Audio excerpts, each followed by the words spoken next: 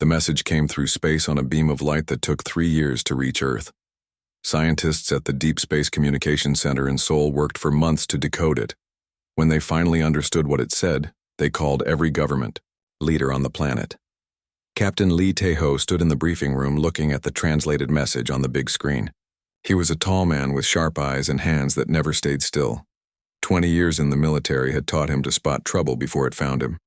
This message felt like trouble. "So they want to meet us," said Dr. Park Sora from her seat at the table. She was the smartest person Lee had ever met when it came to understanding alien life. Her thick glasses made her eyes look bigger as she studied the text. The Galactic Confederation invites Earth to send representatives to Haven, prime station for peaceful talks. Ambassador Choi Yoo-jin nodded slowly. She was the kind of person who could make friends with anyone.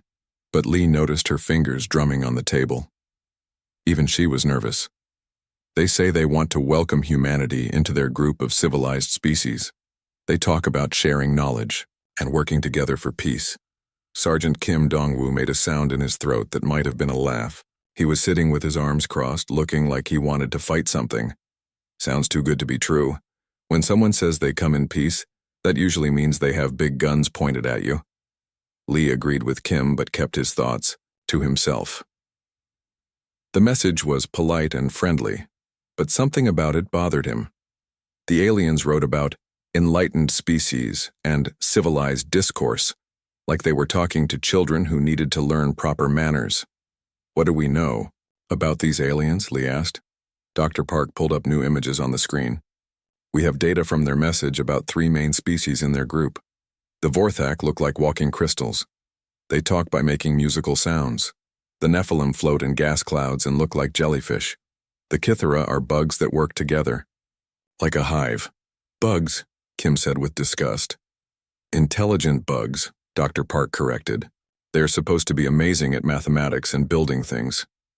Lee studied the pictures. All 3 alien species looked fragile to him. The crystal beings seemed like they would break if you touched them wrong. The floating jellyfish looked soft and weak. Even the bug aliens appeared thin and delicate compared to humans. "How do they fight?" Lee asked. The room went quiet. Ambassador Choi looked confused. "Fight? Captain, this is a diplomatic mission. They want to talk about peace." "Everyone fights," Kim said. "The question is how good they are at it." Dr. Park looked through her files. "That is strange. Their message talks about being past the need for violence. They say civilized species have evolved beyond such primitive behaviors." Lee felt his suspicions grow stronger. In his experience, the people who talked the most about peace were often the ones who had never been in a real fight. They could afford to be peaceful because someone else did their fighting for them. "What are we sending?" he asked.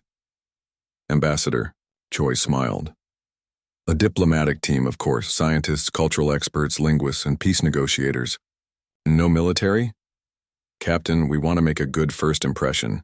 We cannot show up looking like we want to start a war." Lee looked at Kim, who shook his head slightly. They both knew this was a mistake. Going to meet unknown aliens without proper security was like walking into a dark room full of enemies with your eyes closed. 3 months later, Lee found himself on the bridge of the Earth ship Harmony as it approached Haven Prime Station. The station was huge, bigger than any city on Earth and shaped like a flower with many petals spreading out from the center. It was beautiful and elegant, just like the aliens had described in their messages.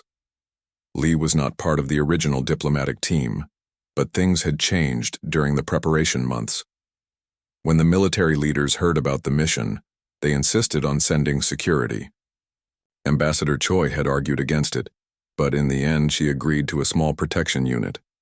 What she did not know was that Lee and his team were not just security guards. They were Earth's best military strategists, combat experts, and tactical analysts.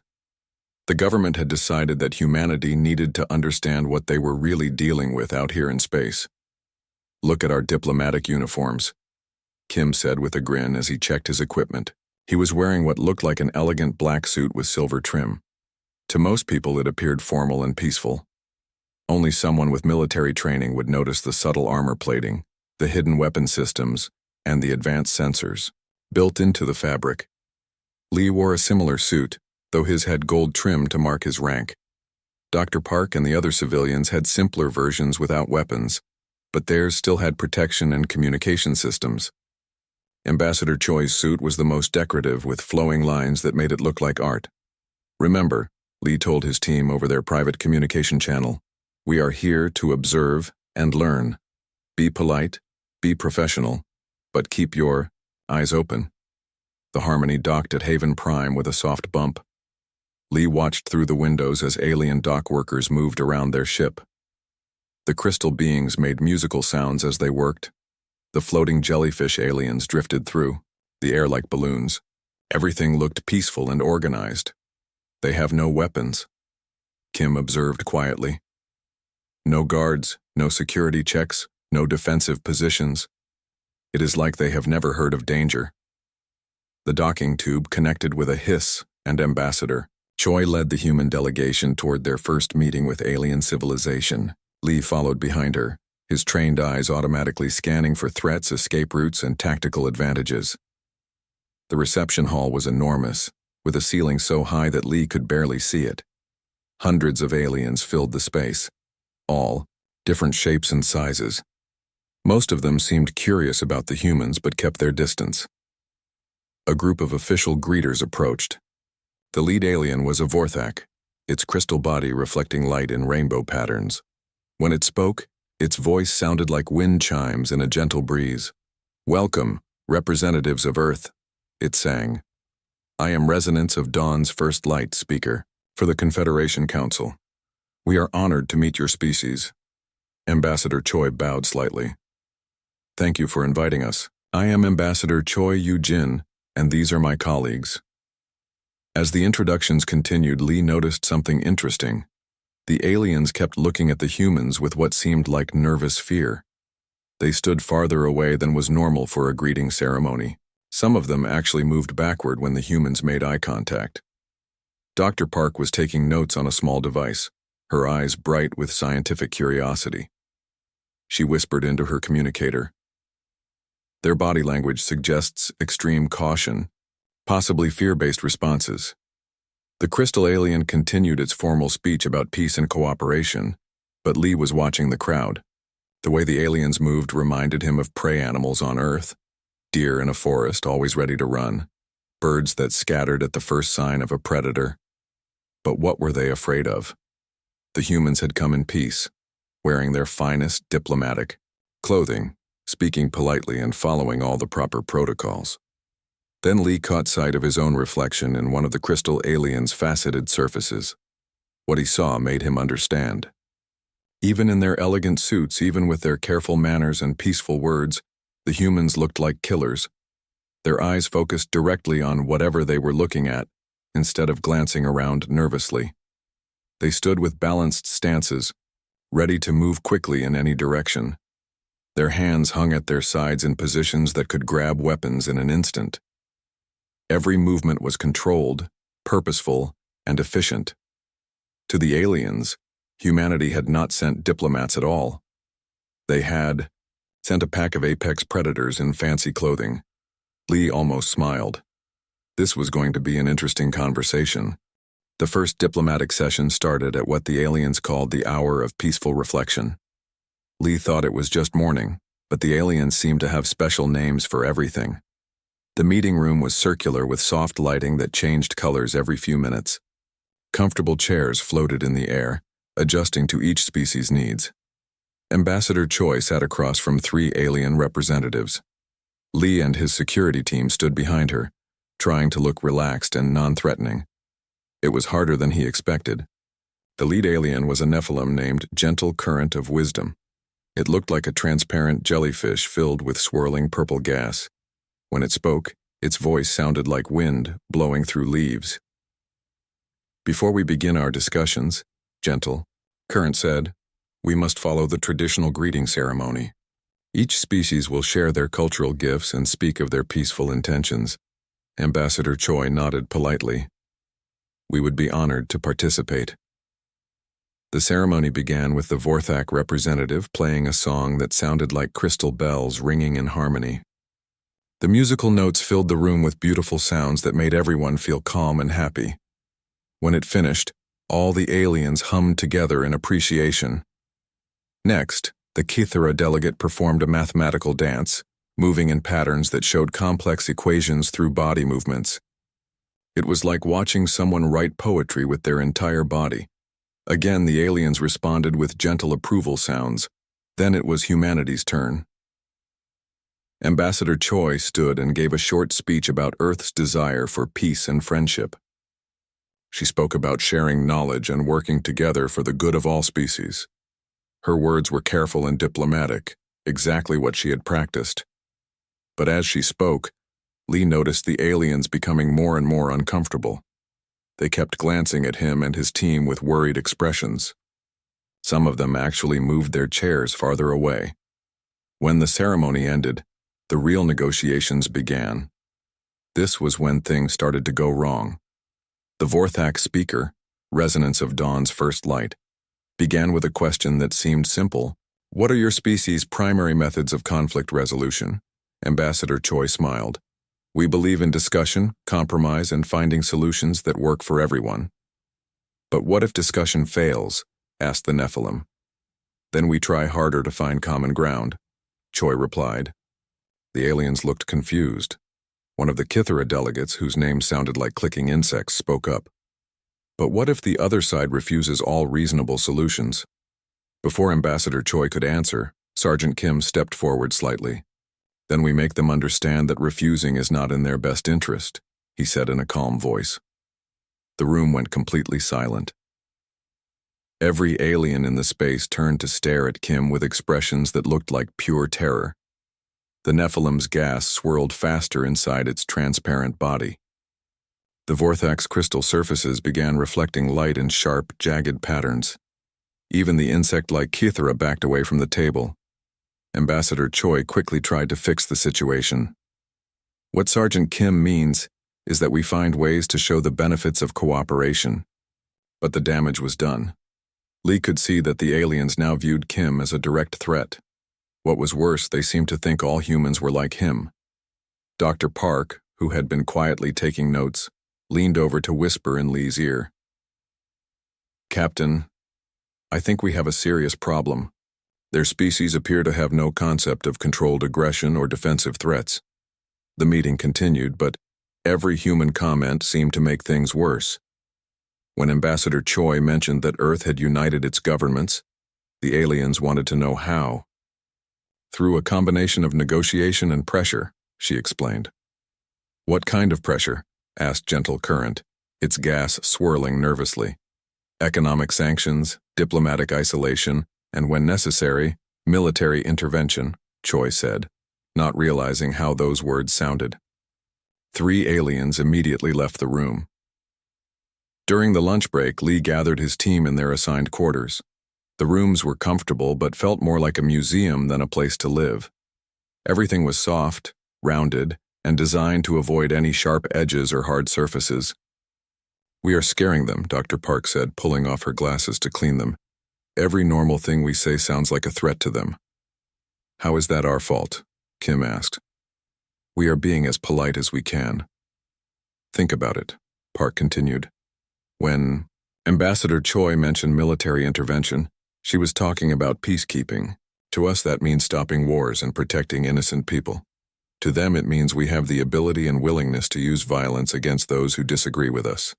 Yoon Jae-min, one of the younger diplomats, looked puzzled. But how do they handle criminals or aggressive neighbors? Every civilization has to deal with conflict somehow.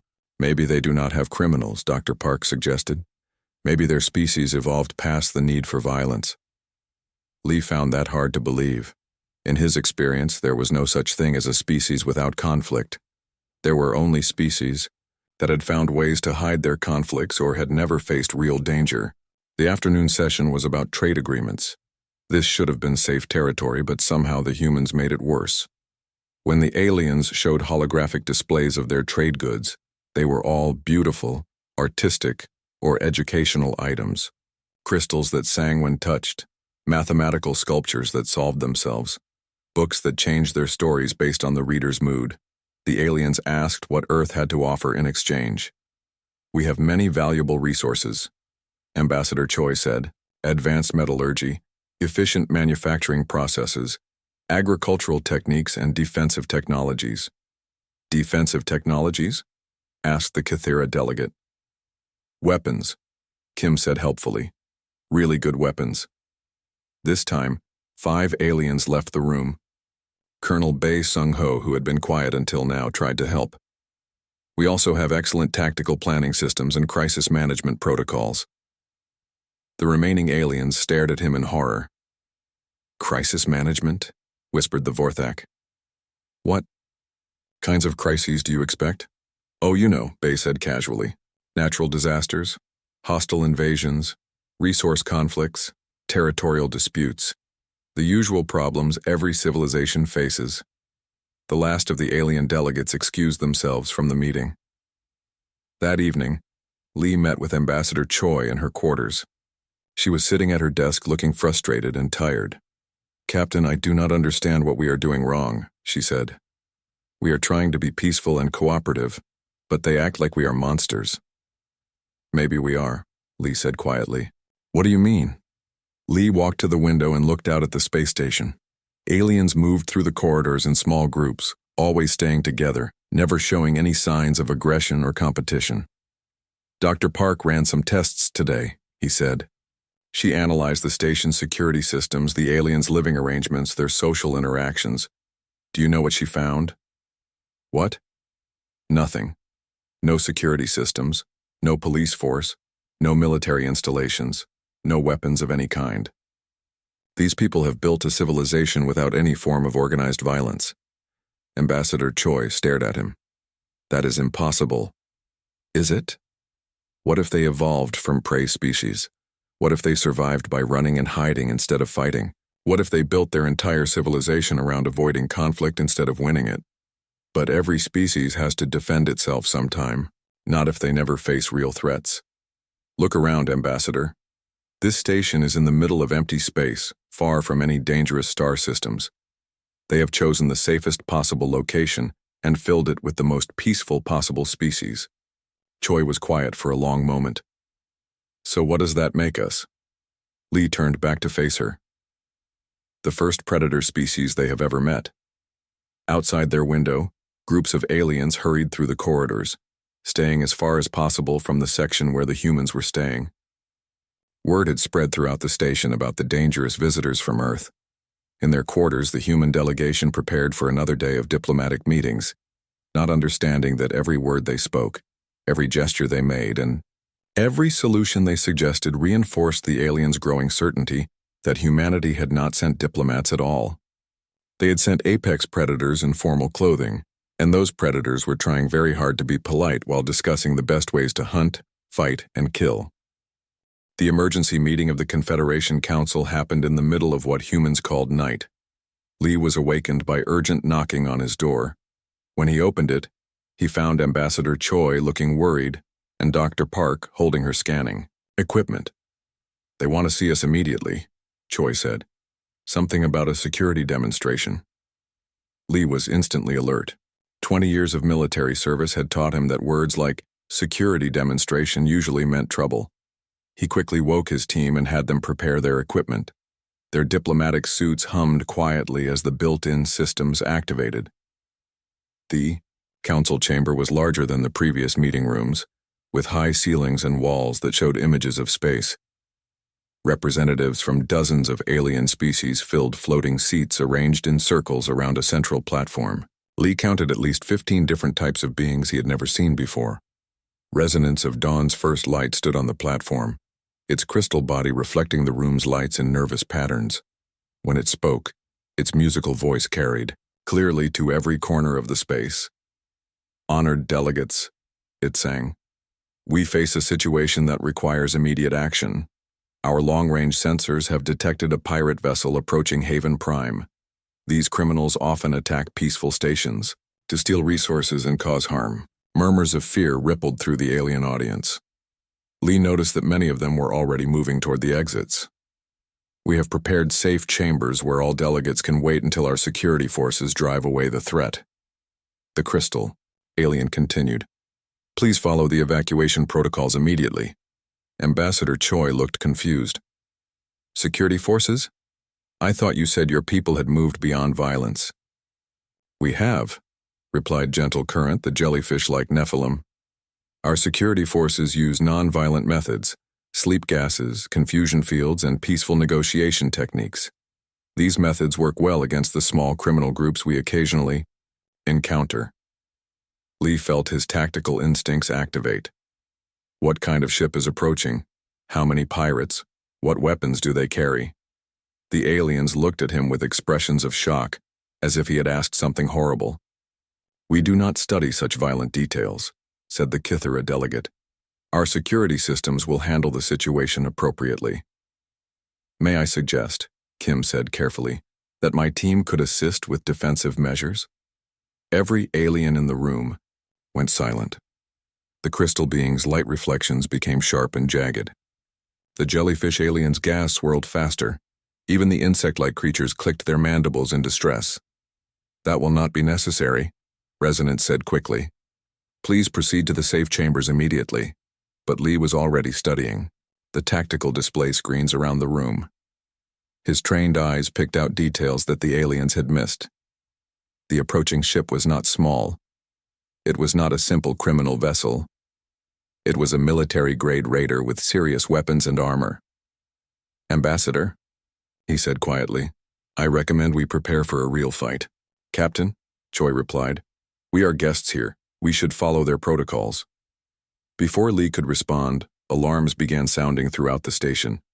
The lights changed to flashing red patterns, and a mechanical voice began announcing the evacuation. Procedures in multiple alien languages. The alien delegates started moving toward the exits in an orderly but frightened manner. They helped each other along, staying in protective groups, moving like schools of fish trying to avoid a shark. Lee made a decision. Kim, take half the team and escort the ambassador to the safe chambers. The rest of you, come with me. Where are you going? Choi asked. To get a better look at this threat. Lee and his team moved through the station's corridors in the opposite direction from the fleeing aliens. Their diplomatic suits automatically adjusted for combat mode, becoming more flexible and protective. Hidden weapon systems came online and tactical displays appeared in their helmet visors. Captain, said Lieutenant Nam Hyo Jin, the station's defensive systems are pathetic. They have energy shields designed to stop space debris, not weapons. Fire. Their security forces consist of 12 beings armed with stunning devices. What about the approaching ship? Lee asked. Military-grade raider, probably stolen from some advanced species. Heavy armor, plasma cannons, boarding equipment. It could take this station apart in minutes. Lee felt his anger growing. The aliens had invited humanity to their peaceful gathering, but they had no idea how to protect their guests when real danger appeared. Sir? Came Kim's voice over the communication channel. The safe chambers are not safe. They are just meeting rooms with thick doors. If that raider gets inside the station, those doors will not stop them. Understood. How long until the pirates arrive? 12 minutes, Nam said after checking her instruments. Lee made his decision. All teams combat ready. We are going to defend this station. Captain, Ambassador Choi's voice came through the communicator. We are supposed to be diplomats, not soldiers. Ambassador, with respect, those pirates are not coming here to negotiate. Lee led his team to the station's docking bays, where they could get the best view of the approaching threat. The area was empty except for a few maintenance robots that continued their work despite the emergency. Through the transparent walls, Lee could see the pirate ship growing larger as it approached. It was ugly and dangerous looking, with weapons mounted on every available surface. Scars and burn marks on its hull told the story of previous battles. They are not even trying to hide their intentions, observed Major Im Subin, who had joined Lee's team from the Harmony. They are broadcasting surrender demands and threatening to destroy the station if anyone resists. What are the aliens doing? Lee asked. Broadcasting peaceful messages back, Kim reported from his position near the safe chambers. They are asking the pirates to please go away and offering to share their cultural artifacts in exchange for peace. Lee almost laughed. But the situation was too serious. The aliens were trying to negotiate with criminals who had come here specifically to hurt them. The pirate ship docked with a crash that shook the entire station. Emergency lights flashed as the hull breach alarms added their noise to the evacuation. Warnings. Lee watched through his helmet display as armed figures in combat suits began cutting through the docking bay doors. "All right," he said to his team. "Let us show these pirates what real predators look like." The first group of pirates broke through the doors expecting to find terrified aliens hiding in safe rooms. Instead, they found Lee and his team waiting for them in the corridor. The pirates were a mixed group of different alien species, all armed with military weapons and wearing armor that had seen better days. They moved like experienced fighters, but they had never faced humans before. Lee's team did not give them time to adjust. Nam moved first, her diplomatic suit's weapon systems targeting 3 pirates simultaneously. Her shots were precise and efficient, designed to disable rather than kill. The pirates dropped their weapons and collapsed before they understood what had happened. Kim appeared from a side corridor, moving like a hunting cat. 2 more pirates tried to turn their weapons on him, but he was already behind them, using non-lethal force to put them down. Lee himself took on the group's leader, a large alien wearing heavy armor and carrying what looked like a military-grade plasma rifle. The pirate fired first, but Lee was no longer where the alien expected him to be. The entire fight lasted less than 2 minutes. When it was over, 12 unconscious pirates lay in the corridor, their weapons scattered and useless. Lee's team had not received a single injury. "Docking Bay 1 secured," Lee reported. "Any other entry points?" "Negative," Nam replied after checking her sensors. That was their entire boarding party. Lee looked at the defeated pirates and shook his head. They expected to face the same kind of gentle prey species that live on this station. They had no idea what to do when they met actual predators. Over the communication system, he could hear confused voices from the alien security forces, asking each other what had happened to the pirate threat. Their instruments showed that the danger had ended, but they could not understand how. "Captain," came Ambassador Choi's voice, "the aliens want to know what occurred." Lee looked around at his team, who were already checking the pirates for injuries and securing their weapons. Their diplomatic suits had performed flawlessly, protecting them while allowing them to fight with controlled precision. "Tell them," Lee said, "that Earth's diplomats handled the situation." What he did not say, but what every alien on the station was beginning to understand, was that humanity's definition of diplomacy was very different from everyone else's. When humans said they came in peace, they meant they were prepared for war. The aftermath of the pirate attack brought a silence to Haven Prime that felt different from the peaceful quiet the aliens usually enjoyed. This silence was heavy with shock, fear, and something that none of the alien species had experienced in generations: the presence of beings who could kill with casual efficiency. Lee stood in the council chamber facing a gathering of alien leaders who could barely look at him directly. The unconscious pirates had been removed to medical facilities, their weapons destroyed and their ship disabled. The human security team had accomplished in minutes what the aliens' best defensive systems could not have managed in hours. Ambassador Choi sat at the diplomatic table, trying to maintain normal relations despite the tension that filled the room, like thick smoke. Dr. Park had her recording equipment running, documenting what she was calling the most important xenobiological study in human history. Resonance of dawn's first light spoke first, its crystal body reflecting light in patterns that Lee was beginning to recognize as extreme agitation. "We must discuss what occurred during the security incident."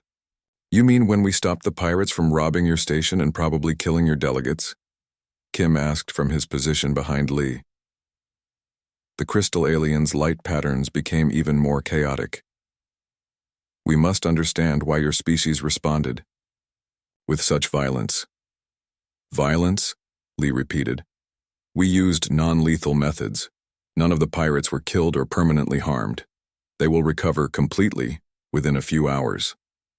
"But you attacked them," said Gentle Current, the Nephilim delegate. Its gas swirled in patterns that Dr. Park had identified as indicating deep distress.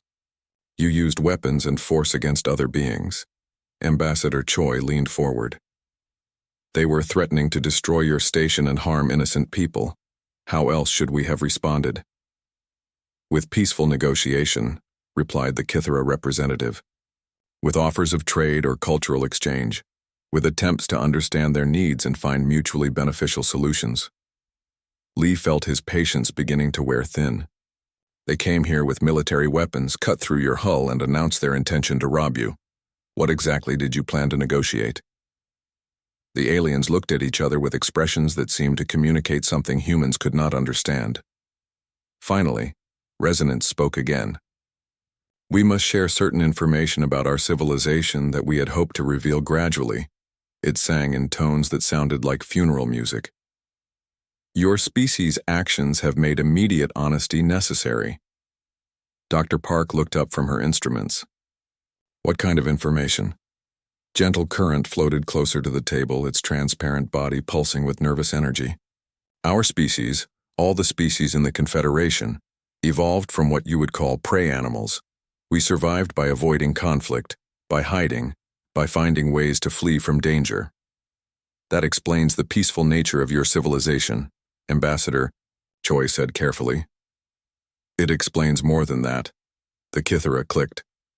In our recorded history, spanning over 1 million years, no member species of the Confederation has ever deliberately killed another intelligent being. The room went completely quiet except for the soft humming of the station's life support systems. Dr. Park was the first to speak. Never. Not in wars. Not in self-defense. Not even by accident. War is a concept we know only from theoretical studies, Resonance explained. Self-defense for us means running away or hiding. Accidents that result in death are so rare that each one is remembered for centuries as a terrible tragedy. Lee began to understand the scope of the cultural gap they were facing. How do you handle criminals? Aggressive individuals? Resource disputes? Criminals are individuals who need help and guidance, Gentle Current replied. We isolate them, temporarily, and provide therapy until they can return to society. Aggressive individuals are assumed to be suffering from mental illness and are treated accordingly. Resource disputes are solved through patient negotiation and sharing. But what if someone refuses to cooperate? Kim asked. What if they keep being dangerous to others? The aliens looked at him as if he had asked how to breathe underwater. That does not happen, the Kithara said simply. Why would anyone choose to cause harm when cooperation provides better outcomes for everyone? Lee realized that these beings literally could not comprehend the concept of someone choosing violence over peace. Their entire civilization was built on the assumption that all intelligent life would naturally prefer cooperation to conflict. So when you invited Earth to join your confederation, he said slowly, you assumed we were like you. Of course, Resonance replied. We have encountered 47 intelligent species over the millennia. All of them were peaceful by nature. All of them had evolved past the primitive behaviors that characterize less advanced life forms. Primitive behaviors, Lee repeated. Violence, aggression, territorial competition, resource hoarding, and organized conflict, Gentle Current explained. These are considered developmental stages that species pass through on their way to true intelligence. Dr. Park looked pale. And humanity? Your species appears to be stuck in the primitive stage, the Kithara said, with what might have been pity. You have developed advanced technology and space travel, but you have not yet evolved past the need for violence. Ambassador Choi straightened in her chair. Our species has made great progress toward peace. We have reduced conflict significantly over the past century. But you still maintain military forces, Resonance pointed out. You still carry weapons. You still think in terms of threats and defenses. Most disturbing of all, you still believe that violence can be a solution to problems. Because sometimes it is, Lee said firmly. Those pirates were not interested in peaceful negotiation. They came here to take what they wanted by force. Without our intervention, they would have succeeded. Which brings us to the most difficult. Revelation, Gentle Current said, its gas swirling in patterns that looked like a storm. Those were not pirates. The humans stared at the alien delegates. What do you mean? Ambassador Choi asked. We created them, the Kythera explained. They were artificial beings, programmed to act aggressive and threatening. The entire incident was a test. Lee felt anger rising in his chest. A test? We needed to understand your species' true nature. Resonance sang in apologetic tones. Your actions during diplomatic meetings suggested that humans might be dangerous, but we hoped we were wrong. The test was designed to see how you would react to a minor threat. Minor threat? Kim's voice was dangerous.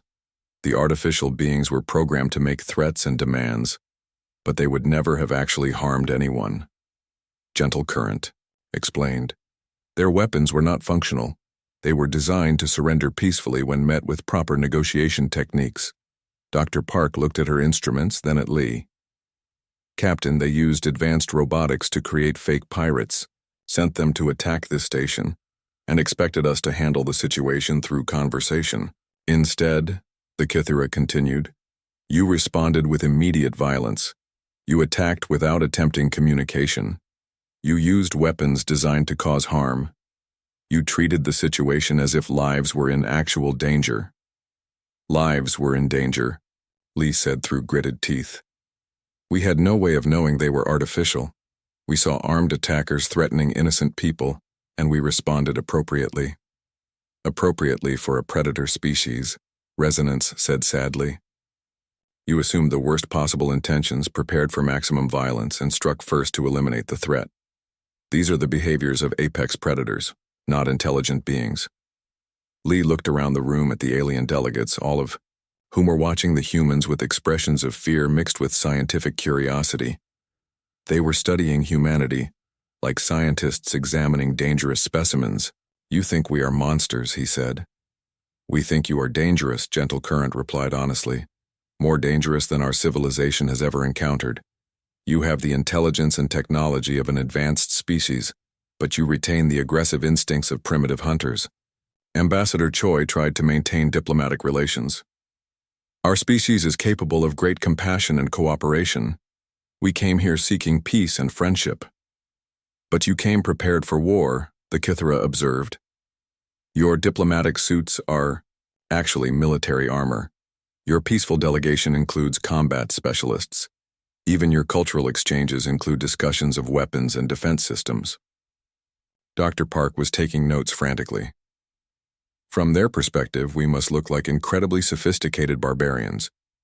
We talk about peace while carrying weapons, discuss cooperation while planning for conflict. Lee understood now why the aliens had been so frightened during every interaction. To them, humanity represented their worst nightmare, an intelligent predator species that had developed advanced technology without losing its killer instincts. So what happens now? He asked. Alien delegates looked at each other again, communicating in ways humans could not follow. Finally, Resonance spoke. Now we must decide whether the galaxy is safer with humanity as a member of the Confederation, or whether your species represents too great a danger to be allowed into civilized space. The council chamber fell silent as both sides contemplated a decision that would determine the future relationship between humanity and the rest of the galaxy. The decision about humanity's fate was interrupted by an emergency that no amount of peaceful negotiation could solve.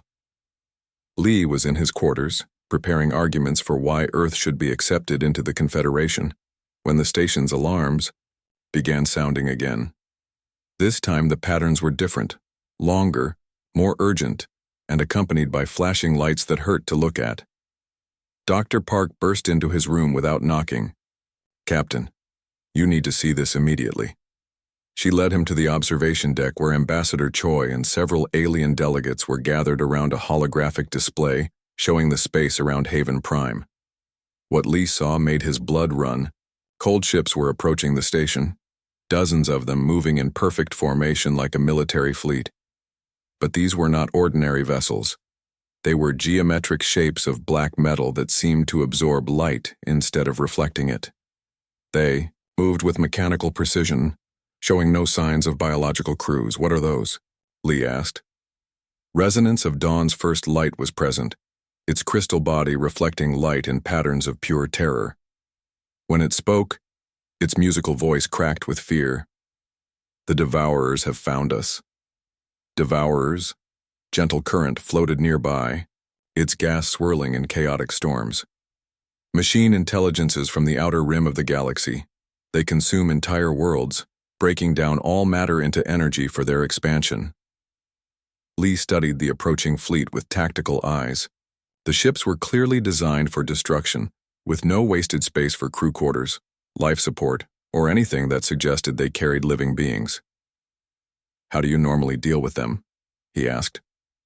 The aliens looked at him with expressions that would have been funny if the situation had not been so serious. "We run," the Kythera representative said simply. "We evacuate threatened areas and hope they move on to other targets." "You run," Lee repeated. "There is no other option." Resonance sang in desperate tones. "They cannot be reasoned with. They do not want territory or resources we can trade. They simply consume everything in their path." Lee looked at the display again. The Devourer fleet was impressive, but it was not unstoppable. Their formation was efficient but predictable. Their weapons seemed powerful, but designed for destroying stationary targets rather than fighting mobile enemies. "Ambassador," he said, "to Choi, I need to contact the Harmony." "Why?" she asked. "Because we are going to need backup." The alien delegates stared at him in shock. "You cannot fight them," Gentle Current protested. "They have destroyed entire star systems. They are unstoppable." "Everything is stoppable if you hit it hard enough in the right place," Kim said, appearing beside Lee with the rest of the human security team. Their diplomatic suits were already shifting into full combat configuration. "This is insane," the Kythera delegate clicked frantically. "You are talking about attacking the most dangerous force in known space." "No," Lee corrected. "We are talking about defending innocent people from murderous machines." He activated his communication system and contacted the Harmony. "Captain Wan," Kyung Hwan's voice came through clearly despite the distance. "Captain Lee, we are tracking the approaching fleet. How do you want to handle this?" "Full military response," Lee replied. "Contact Earth Command and request immediate reinforcement. We need Admiral Kang's battle group here as fast as possible." "Understood. Preparing for combat operations." Lee turned back to the alien delegates who were watching this exchange with growing amazement and horror. "You called for military reinforcement," Resonance said weakly. "Of course. When diplomacy fails, you escalate to the next level of response. But your ship is just a diplomatic vessel," Gentle Current protested. Lee smiled grimly. "There is no such thing as just a diplomatic vessel in Earth's fleet. Every ship is designed to fight if necessary." Over the next hour, the aliens watched in fascination and fear as humanity revealed the true nature of their peaceful mission. The Harmony, which had appeared to be an elegant passenger ship, began deploying weapon systems that had been hidden inside its diplomatic exterior. Other Earth vessels began arriving through hyperspace jumps, each one bristling with military equipment. "How many ships did you bring?" the Kythera asked. "Enough," Admiral Kang Sejun replied as his flagship materialized near Haven Prime. The massive vessel dwarfed the space station, its hull covered with weapons that could crack planets. Dr. Park was working frantically at her instruments, analyzing the Devourer fleet and sharing her findings with the Earth commanders. "Their technology is advanced but specialized," she reported. "They are designed to overwhelm peaceful targets, not to fight opponents who shoot back." General Shin Da-yoon, who had arrived with the Admiral's fleet, was coordinating with the station's systems. "The aliens have excellent sensor networks and communication arrays," she told Lee. "Their technology will give us a significant advantage in tracking and targeting the enemy." Lee found himself in the strange position of commanding a joint operation between humanity's most advanced military forces and alien scientists who had never seen a real battle. "I need volunteers," he announced to the assembled alien delegates. "We can protect this station, but we need your help with coordination and intelligence." "You want us to participate in violence?" Resonance asked in horror. "I want you to help save lives," Lee replied. "You know these machines better than we do. You understand their patterns and capabilities. We know how to fight. Together, we can stop them. The battle began when the Devourer fleet reached weapons range. The machines opened fire with beams of energy that could melt through solid metal. Their shots were precise and devastating, designed to cripple targets quickly, but they were firing at ships that fired back. The Earth fleet responded with coordinated volleys that lit up space like fireworks. Human weapons, designed through millennia of warfare, found weak points in the machine ships that the Devourers had never needed to protect. Lee watched the battle from Haven Prime's command center, surrounded by alien technicians who provided targeting data and tactical analysis. Their peaceful sensors, designed to study stars and map space, proved invaluable for military operations. The machines are adapting, Dr. Park reported. They are learning from our attack patterns and adjusting their defenses. Then we adapt, faster, Admiral Kang replied. All ships switch to random targeting sequences. Use the alien sensor data to identify new weak points. The battle raged for 6 hours. The Devourers, accustomed to easy victories against helpless prey, found themselves fighting enemies who struck back with coordinated precision. Every machine they destroyed was immediately replaced by human reinforcements arriving through hyperspace. Every new tactic they developed was countered by alien intelligence working with human military experience. In the end, the machine fleet began to withdraw. The surviving Devourer ships, damaged and depleted, retreated toward the outer rim rather than face complete destruction. As the last enemy vessel disappeared into hyperspace, the command center filled with silence. The aliens stared at the displays showing the battlefield, littered with the wreckage of supposedly unstoppable machines. You defeated them, Gentle Current whispered, its gas barely moving. We defeated them, Lee corrected. Your sensor networks and analysis capabilities made the difference. Without your help, we would have been fighting blind. Resonance of Dawn's first light approached Lee slowly, its crystal body reflecting light in patterns he had never seen before. We owe you our lives, it sang in tones of deep gratitude. You owe us nothing, Lee replied. We protect our friends. Even when your friends are afraid of you? The Kithara asked. Especially then.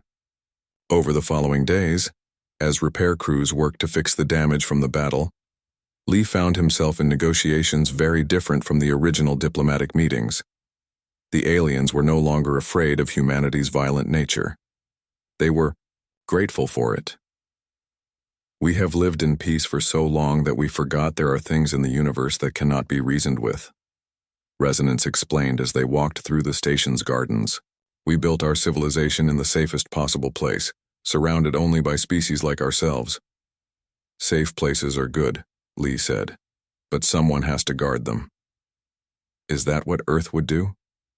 Guard us? Lee considered the question carefully. Earth would be honored to serve as the Confederation's military arm. We are good at war, but we are not good at the things you do well. Science, art, philosophy, peaceful cooperation. We need teachers in those areas. A partnership, Gentle, Current suggested as it floated nearby. Your species provides protection. Our species provide knowledge and culture. But that means humanity would be the guardians of the galaxy, the Kithara pointed out. You would have the power to destroy any of us if you chose. Lee nodded. That is the risk you would have to take. But consider this. We just fought a battle to protect people who were afraid of us. We risked our lives for strangers who thought we were monsters. Does that seem like the behavior of a species that would abuse its power? The aliens were quiet for a moment, processing this logic. There is wisdom in your words, Resonance finally sang. Perhaps the galaxy needs predators as well as prey. Perhaps true civilization requires both the capacity for peace and the ability to defend it. 6 months later, Lee stood on the bridge of the new Joint Command Station orbiting Haven Prime.